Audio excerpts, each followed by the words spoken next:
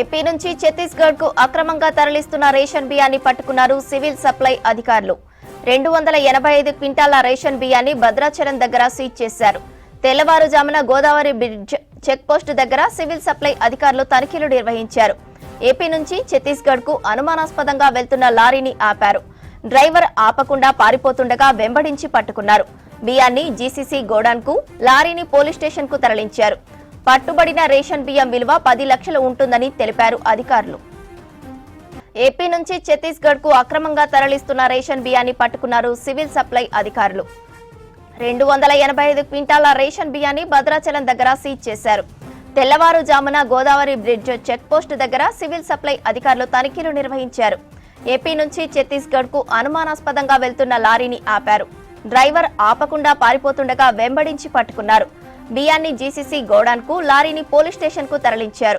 పట్టుబడిన రేషన్ బియ్యం విలువ 10 లక్షలు ఉంటుందని అంచనా వేశారు అధికారులు. మేము రొటీన్ గా చెక్ చేస్తున్నటువంటి పీడిఎస్ బియ్యం కోసం వాహనాలు చెక్ చేస్తుండగా ఈరోజు తెల్లవారుజామున 5:30 గోదావరి బ్రిడ్జి వద్ద లారీ మీద అనుమానంతో సీజీ వెళ్తున్నటువంటి లారీని ఆఫ్ చేయగా అది ఆపకుండా వెళ్ళడం వల్ల ఇంకా అనుమానం బలపడి దాన్ని చేంజ్ చేయడం వల్ల గౌట్ డిగ్రీ కాలేజీ వద్ద పట్టుకున్నాము.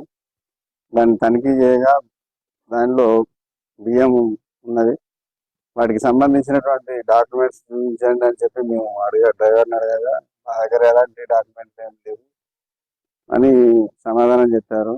ఓనరు ఎవరు అని అడిగినా కానీ నాకు తెలియదు, నేను విజయవాడ హనుమాన్ జంక్షన్ నుండి లోడ్ చేసుకోమని చెప్పి మా ఓనర్ చెప్పారు. అక్కడ లోడ్ చేసుకొని నేను సీజీ తీసుకెళ్తున్నాను అని చెప్పారు. ఇది సుమారుగా 285 క్వింటాలు రైస్, 570 ప్లాస్టిక్ బ్యాగులు ఉన్నది. కాబట్టి వీటిని సీజ్ చేసి ఇటు బియ్యాన్ని జీసీసీ గోదావరి ఇన్ఛార్జ్ గారికి అప్పచెప్పి వెహికల్ని టౌన్ స్టేషన్ అప్పచెప్పడం అనేది జరిగింది.